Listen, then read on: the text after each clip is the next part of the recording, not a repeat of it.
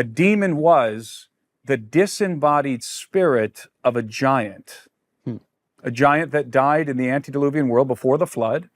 Their spirit, as this is in the book of Enoch, by the way, it derives from the book of Enoch, that their spirit, this is judgment. God judges them that because they're neither wholly of their fathers, their angelic fathers, or of their human mothers, that they're going to be cursed when they die to wander the earth as bodiless vagabonds, as disembodied vagabonds. They're going to be hungry, they're going to be thirsty, presumably they're going to have all the desires of the flesh, but no bodies through which to fulfill those desires, to satiate those desires. That was a curse that was placed on them by God, according to the book of Enoch, according to ancient Hebrew cosmology. This and only this is the origin of a demon and is what a demon is. There's a clear but often missed distinction between a demon and a fallen angel, no matter what form a fallen angel chooses to adopt. They can transform bodily, that is, shapeshift. This is often translated as the word disguise in the Bible. But demons cannot do this. They have no body because God cursed them due to their hybrid bloodline, as Tim Alberino just explained. The verses describing this curse from the book of Enoch are on the screen. Demons can possess a person from their location in Hades less than a millimeter away. Check out the Go model videos. But they can also enter our Earth's realm either by the direct intervention of a fallen angel or through the use of fallen angel technology, such as the BUGA'S. Now, people have criticized me for referring to the book of Enoch, since it is an extra-biblical source. However, as the writer of the New Testament book of Hebrews tells us, by faith Enoch was taken up so that he should not see death, and he was not found, because God had taken him. Now before he was taken, he was commended as having pleased God. Hebrews 11, verse 5. Enoch was the first man who truly devoted his life to following the Creator God, Yahweh.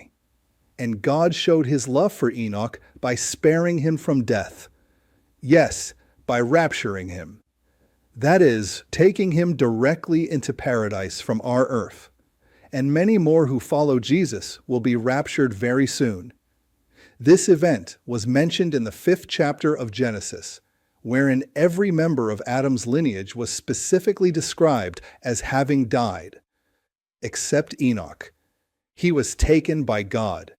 In the Epistle of Jude, who was the half-brother of Jesus, we find that Jude actually quotes directly from the book of Enoch.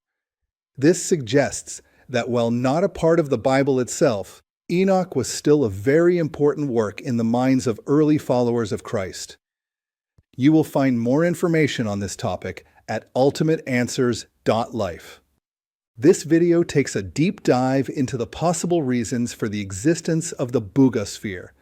In my first video addressing the UAP phenomena and the documentary film The Age of Disclosure, I provided an explanation of the various orbs that many people have reported seeing around the world. In March of 2025, about 250 miles west-southwest of Bogota in Colombia, a strange sighting occurred in the skies over the village of Buga. There were two videos. The first one was recorded by Maria, a girl, 24, that is married to a military man. She lives in Alto Bonito, the place where this sphere was observed. This sphere that appeared in the skies over Colombia had some very unusual characteristics. Some believed the simulations produced uncontrollable resonance. Others said it induced measurable mood changes in those nearby. According to insiders, Bob Lazar had been granted short-term access to high-resolution spectral data of the BUGA'S. No physical contact, no samples, just digital scans. But that was enough. Using the same pattern recognition system he'd once designed for gravitational field mapping, Lazar claimed he found something hidden in the sphere's geometry that no one had noticed before, and it would blow their minds. The symbols, he said, weren't random at all. They were sequenced instructions. Each glyph corresponded to an electromagnetic wavelength. Each separator defined phase timing. and when plotted on a waveform chart, the band of symbols produced a harmonic resonance identical to the firing frequency of the human hippocampus. In simple terms, the thing was broadcasting a rhythm similar to memory formation in the brain. Now recall that I explained that the unclean evil spirits of the hybrid Nephilim and their progeny were cursed by God to roam the earth, unable to satisfy their lusts. When they possessed actual bodies, they had all 5 senses we humans experience: touch, hearing, sight, smell, and taste. However, after God cursed them, they no longer had 3 of those senses: sight, smell, and taste. They are sentient, but they now only have the sense of touch and an approximation of the sense of hearing. They do not have ears to hear, a common phrase repeated by Jesus in the book of Revelation, but they do have the ability to react to the vibrational frequencies of sound. The Bugasphere also had the ability to create resonant frequencies similar to those produced by the hippocampus in the human brain. Contrary to popular opinion, the hippocampus is not an institution of higher learning for large African mammals. Rather, it is a formation within the brain of higher vertebrates that is responsible for spatial memory and navigation. It is intimately involved with a process called proprioception. Proprioception refers to the body's ability to perceive its own position, orientation, movement, and forces in space without relying on vision. Of all 5 senses, the sense of touch plays the most important role in proprioception. Once the proper frequency sequence was applied, the inner copper filaments in the model began to pulse in a pattern that mirrored the chemical polarity of a 24 amino acid chain. That same chain, as researchers had earlier noted, closely matched a neuroactive peptide found in humans. What Lazar found will blow your mind. The sphere wasn't just imitating life, it was imitating the human brain. And that's when things took a darker turn. Lazar's model began producing unpredictable readings. When the frequency was extended beyond the original range, the AI simulation registered feedback that appeared to encode emotional states: fear, curiosity, euphoria, all represented as waveform fluctuations. If this machine were active, Lazar said, it wouldn't just construct molecules, it would construct experience.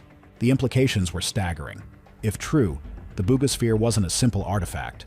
It was a device capable of interacting with consciousness itself, possibly using biochemical signals as a medium. Some called it the first evidence of a synthetic mind. Others whispered about weaponization, the ability to influence emotion or memory through electromagnetic resonance. One unnamed official was quoted saying, "If he's right, this thing makes nuclear physics look like child's play." According to reports, the AI simulation didn't stop when Lazar shut it down. The system continued processing in the background for nearly 12 minutes, producing new data points that didn't correspond to any known command. The logs showed sequences repeating the same glyphs over and over, spelling what appeared to be a recursive loop. At the very bottom of the record, Lazar allegedly wrote 3 words. It responded back. The story that followed would dominate every discussion online. For the first time, even skeptics began to worry. The idea that an artifact might understand the attempt to decode it was beyond comprehension. And then came the final twist. In an interview that circulated briefly before being taken down, Lazar reportedly said, "If this object is self-referential, we may have activated a feedback process we don't fully understand." His voice, calm but uneasy, added a phrase that would stick with millions of viewers. "This is terrifying." He refused to elaborate, but insiders claim he was referring to an unexplainable electromagnetic anomaly detected across multiple monitoring stations in the 48 hours following his experiment. Weak but measurable, the signal carried a repeating pulse, 24 beats, followed by 6 pauses. The same pattern etched onto the sphere. No one could say if it was coincidence, interference, or something else entirely. But Lazar's final message to his team was recorded and later confirmed by 2 sources. "If it's awake, we need to stop calling it an object." The Bugasphere is not merely an object, but I have a unique take on it that I will share here. Now, I have neither seen it nor been in possession of data extracted from it, though I hope to gain further information in the future. I do have a speculation regarding its purpose and function. While I do not believe the sphere itself is awake, as Bob Lazar suggested, I do believe that the Bugasphere is a container within which a sentient being can take up residence for a time. I believe the Bugasphere is a vehicle for the disembodied spirits of the cursed hybrid race of beings we now call demons, the illegitimate progeny of the union between fallen angels and human women discussed in the 6th chapter of Genesis. These entities now exist as sentient plasmoids. Did you know that 99% of the universe is made of plasma? It's not just the stuff in neon signs or lightning, it's the dominant state of matter in stars, interstellar space, and even our own ionosphere. Plasma is often referred to as the 4th state of matter. But what if it's really more than that? What if it's not just matter, but something alive? In today's video, we're taking a closer look at the article titled Unidentified Anomalous Phenomena, Extraterrestrial Life, Plasmoids, Shapeshifters, Replicons, Thunderstorms, Lightning, Hallucinations, Aircraft Disasters, Ocean Sightings. We're going to explore this article to determine whether plasmoids, those highly charged plasma entities, could be alive. So what would make someone even think that plasma could be alive? After all, it's just the 4th state of matter, right? Well, if you spend enough time observing plasma, you might start noticing some things that are lifelike behaviors. So let's get into some specifics. Plasmoids exhibit behaviors that mimic biological life. Observed in laboratories, plasmas frequently split into smaller, identical entities reminiscent of cell division. This isn't just speculation. Replication has been recorded in experiments on dusty plasmas where charged particles self-organize into stable, life-like clusters. Plasmoids also emit smaller plasma forms that interact with their environment in a way that can look purposeful. In natural environments, plasmoids interact with other plasmas in a manner that appears intentional. For example, they exhibit targeting and collision behaviors where one plasmoid seems to pursue another, often resulting in dramatic energy release or transformations. But could this just be electromagnetic phenomena? Or are we seeing the plasma equivalent of predation or competition? We've also seen plasmoids change shape rapidly in response to external stimuli. They can transition from spheres to rings, spirals, or even fractal-like patterns. This flexibility reminds us of the adaptability of living organisms. But what does this really mean? These behaviors challenge the traditional definition of life. If plasmoids are not alive, why do they display organization and interaction at a level that appears to go beyond random physical forces? Plasmoids also frequently exhibit internal voids that resemble nuclei surrounded by layers of charged particles.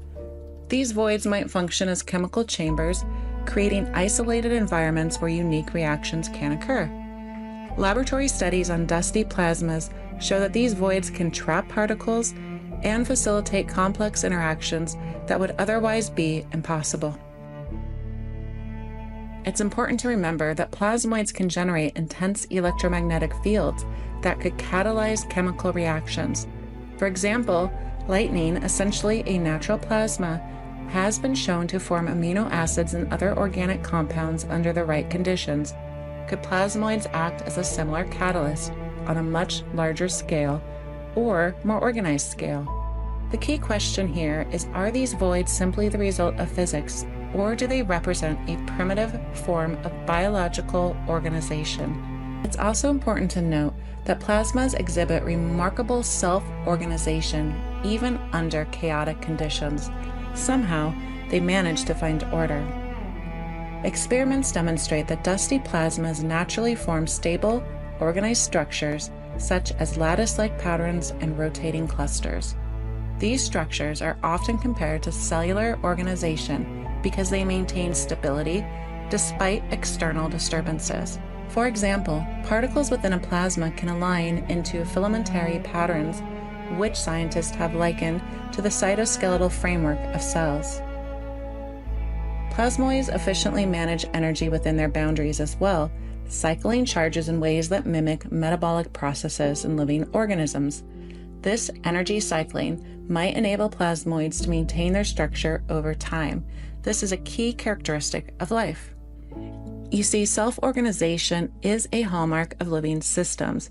If plasmoids can organize themselves into stable, lifelike entities, does this imply that they are alive? The clip you just watched was created by Dr. Adrian Prokupek-Pickett, a professor at Nebraska Wesleyan University.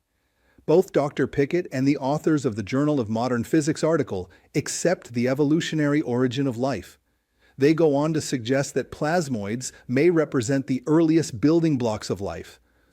However, according to the Go model paradigm, plasmoids are not the primary stage of life, but rather the tertiary stage of a hybrid life form that was never intended to exist and only came to exist as a result of a direct act of rebellion against the Creator God, Yahweh. A plasmoid is a specific, dynamic entity comprised of plasma plus embedded magnetic fields that exhibit coherence and allow it to behave somewhat independently within a larger environment. Plasmoids are typically toroidal, that is, shaped like a torus or a donut, but they can also exhibit a filamentary form.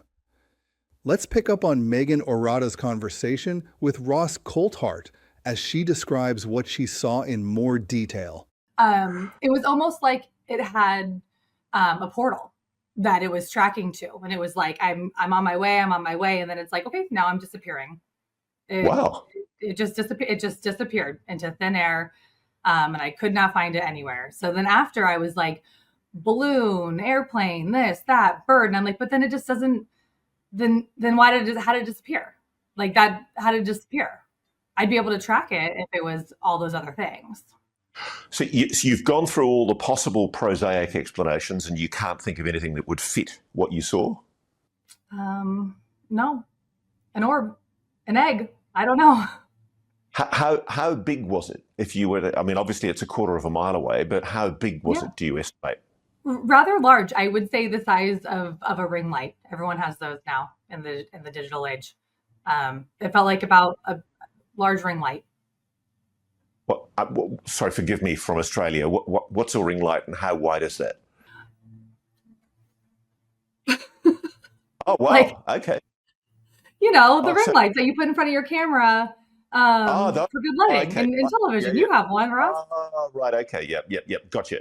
Yeah. Okay. So that's pretty large. So maybe a yard across, 3 feet across. Absolutely. 3 feet. Wow. Megan's description of the orb she saw as a ring light perfectly describes a toroidal plasmoid. I do believe that what she saw was an individual free-floating plasmoid, the unclean spirit of a cursed Nephilim. When they are floating freely, they move very slowly and can change shape to imitate human devices like drones or planes. In an earlier clip, Ross Coulthart mentioned reports of this sort of activity from around the world. However, that doesn't explain the BUGA'S. I believe that the BUGA'S is actually a vehicle for these entities. It's my own theory of how this sphere operates. And when I witnessed the videos, the first question I asked myself was, where's the energy source so that it levitates? Where is that energy source? Engineer Avila didn't detect any batteries. We only saw a nucleus with 3 different densities, which I would like to share with you. This is the nucleus, and it's real. This is an image that was made of the sphere. When I saw this, I asked myself, once again, where's the energy source for it to levitate? I was reminded of Nikola Tesla. Nikola Tesla experimented with his famous tower, the Wondercliff.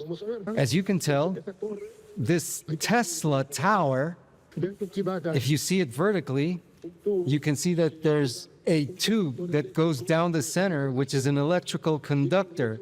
It goes underground, and we have certain pallets that are being generated with the current it generates an electric current and it's distributed up top.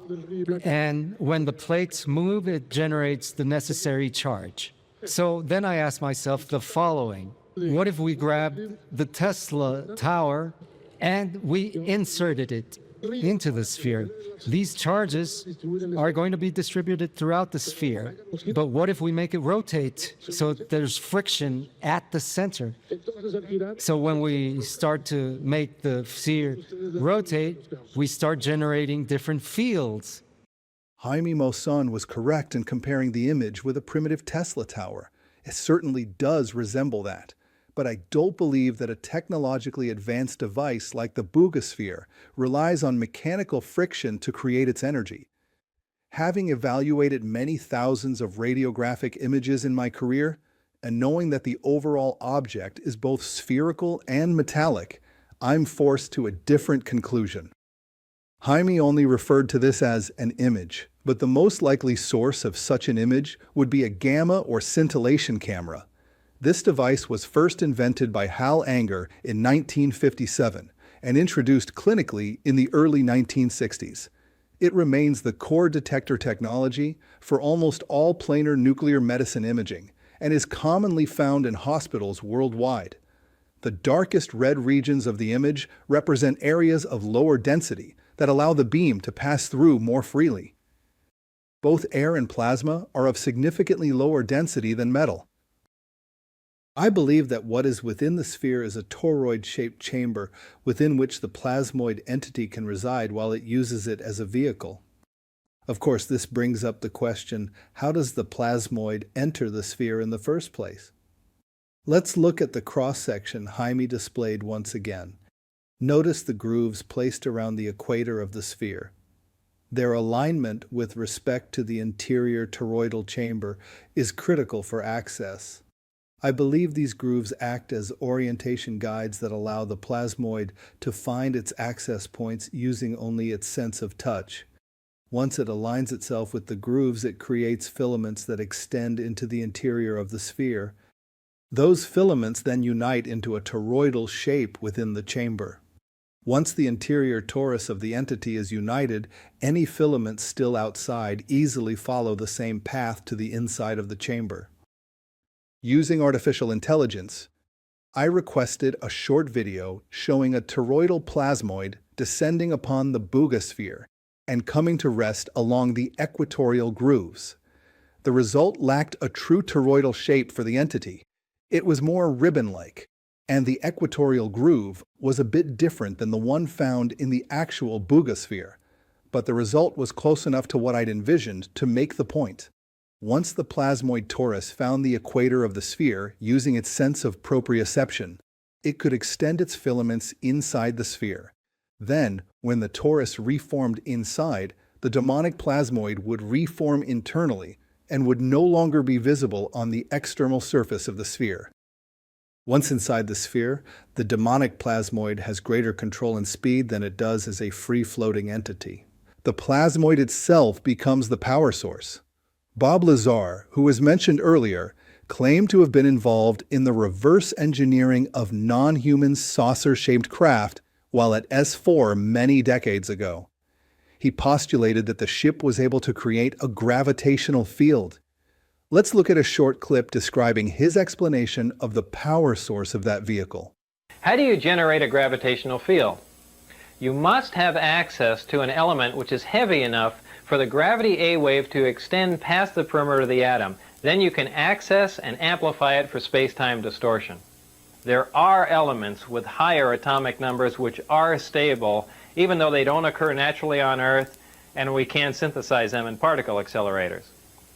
These are the elements in the 114, 115 range which don't appear on a periodic chart. Beyond element 115, the elements become unstable again, and in fact, element 116 decays in fractions of a second. This finally brings us to the power source. The power source is a reactor which uses this element 115 as its fuel. In this reactor, element 115 is used as a target and is bombarded with protons in a small particle accelerator. When a proton plugs into the nucleus of an atom of 115, it increases its atomic number and becomes an atom of element 116, which, remember, decays instantly. What element 116 releases as it decays, or what it radiates, is antimatter. What is antimatter? Antimatter is the exact counterpart of matter, which has a charge and a spin that is in the opposite of all matter. When combined with any matter in our universe, antimatter reacts and completely converts to energy. And remember, the rapid conversion of matter to energy is what we generally call an explosion. So back to our power source. Inside the reactor, element 115 is bombarded with a proton, which plugs into the nucleus of the 115 atom and becomes element 116, which immediately decays and releases or radiates small amounts of antimatter. The antimatter is released in a vacuum into a tuned tube, which keeps it from reacting with the matter that surrounds it. It is then directed towards a gaseous matter target at the end of the tube. The matter and antimatter collide and annihilate, totally converting to energy. The heat from this reaction is converted into electrical energy in a near 100% efficient thermoelectric generator.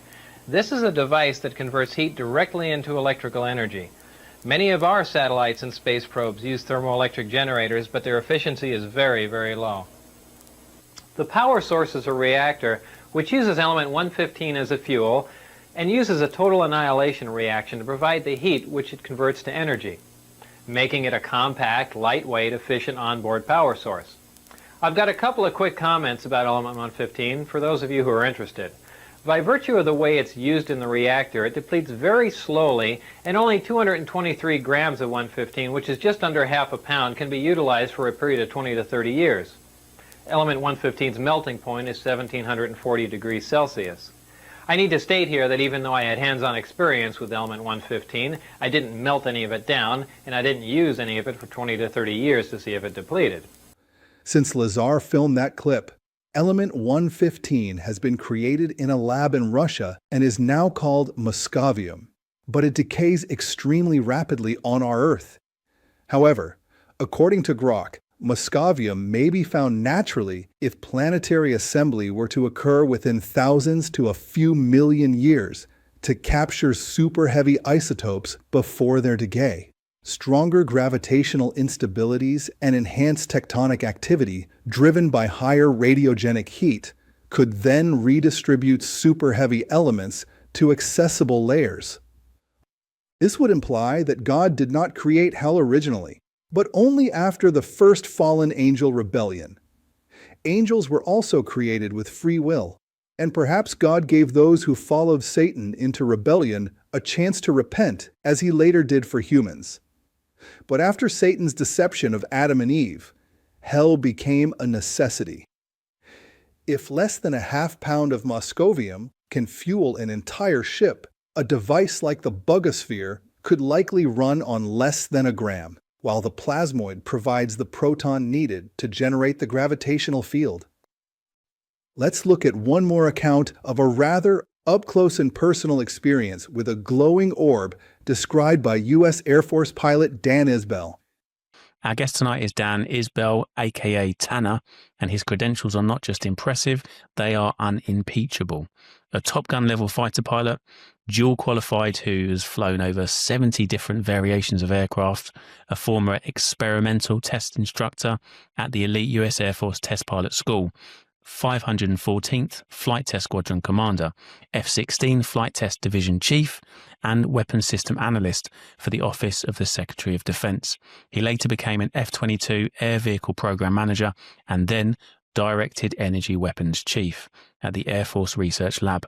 Cutting-edge military technology, lasers, and systems far beyond conventional aerospace. He has spent decades consulting at Pentagon level, holds ongoing high-level top-secret clearances, and remains a trusted subject matter expert on advanced weapons and flight systems. And tonight he's sharing an experience he's kept secret for 45 years, only recently coming forward. He breaks his silence about what he saw that night near Rendlesham and 3 other UFO encounters he's had, from triangles to impossible orbs. We moved in here in 2016. It's a brand new house, and we don't have any neighbors behind us. It's a open area with a retention pond and beautiful old growth woods. From our lanai, it's a beautiful place to just sit and see the beauty. And I'm just, kind of appreciating this new house that we have. And I'm standing at the sliding glass doors to the lanai. And I'm just, the doors open slightly and it's very quiet. And something catches my eye out to the northwest of our house, and this bright white, like sphere of light comes zorching down from above. And then it just stops going down, and then it's right over the retention pond, and it's out a little ways. And it starts tracking down, and it's exactly the level of where my eyes are looking out. And as it turns the corner and comes directly behind our house, I would say that, I don't know, it's hard to judge. It's probably a minimum of a 5-foot diameter, maybe like a 10-foot diameter. But it's this ball of pure white, a sphere. So it's an orb, and I've never seen an orb before. But suddenly I was really kind of spooked by it, because why is it come down, and why is it now slowed down and practically stopped right behind my house? And it's 70 feet away. So I literally reacted by closing the sliding glass door and drawing the blinds. And then I consciously thought, I hope it doesn't come inside here. So that one kind of weirded me out, because the orb sighting was so different. A craft, being an aerospace engineer, when I see a craft of some kind, even though it's doing things that none of the 7 airplanes I've flown, including, I've been at the edge of space in the U-2, flown the B-52 down low and bombed out of the big B-52 bomber. I've done transports and 5 different types of helicopters, and I've even flown the Goodyear blimp and hot air balloons and all kinds of powered parachute craft, and a lot of civilian airplanes.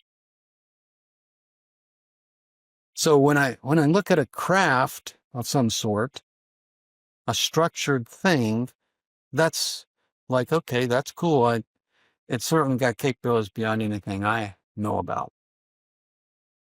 But when I see this ball of pure energy, that's not something I can't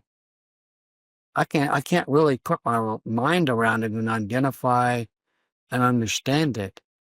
And what is the reason that it's come? And it didn't stop at my neighbor's house or any of the other places. It just sort of came down fairly quickly and then slowed down, and now it's just sort of, here I am.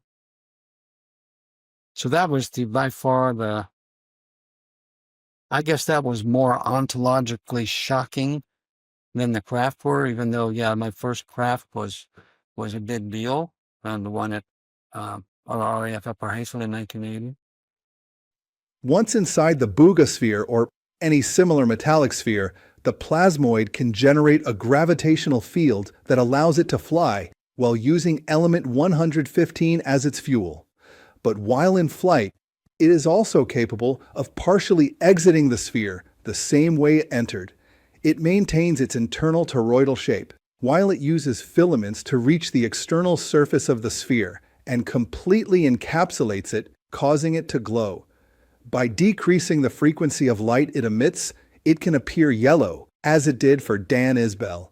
If it no longer wants to be apparent in the night sky, it can retreat once again into the sphere, and it can subsequently re-emerge and exhibit any frequency of light it desires. Now, I realize this sounds like science fiction or fantasy. What I just explained is merely conjecture. It's my attempt to explain the seemingly unexplainable in a way that fits with the biblical narrative. But whatever you believe the Bugasphere actually is, there are likely more of them being observed in our skies than you even realize. While he was on our earth, Jesus often taught the people using parables. A parable is a short allegorical story that he used to explain the truth of the message he was trying to deliver. One of these parables is found in the 13th chapter of Matthew, where Jesus explained, The kingdom of heaven may be compared to a man who sowed good seed in his field. But while his men were sleeping, his enemy came and sowed weeds among the wheat and went away. So when the plants came up and bore grain, then the weeds appeared also. And the servants of the master of the house came and said to him, Master, did you not sow good seed in your field? How then does it have weeds? He said to them, An enemy has done this. So the servants said to him, Then do you want us to go and gather them? But he said, No, lest in gathering up the weeds, you root up the wheat along with them. Let both grow together until the harvest. And at harvest time I will tell the reapers, Gather the weeds first and bind them in bundles to be burned, but gather the wheat into my barn. Later, after sharing this parable with the crowds, Jesus' disciples came to him privately, asking him to explain the parable of the weeds. He answered, The one who sows the good seed is the Son of Man. He was referring to himself. The field is the world, and the good seed is the sons of the kingdom. The weeds are the sons of the evil one, and the enemy who sowed them is the devil. The harvest is the end of the age, and the reapers are angels. Just as the weeds are gathered and burned with fire, so will it be at the end of the age. The Son of Man will send his angels, and they will gather out of his kingdom all causes of sin and all lawbreakers, and throw them into the fiery furnace. In that place there will be weeping and gnashing of teeth. Then the righteous will shine like the sun in the kingdom of their Father. He who has ears, let him hear. There's that phrase again. He who has ears, let him hear. Do you suppose Jesus knew that there were sentient beings that exist and can hear, but do not have ears with which to hear? The demonic plasmoids fit that description quite well. What do you think?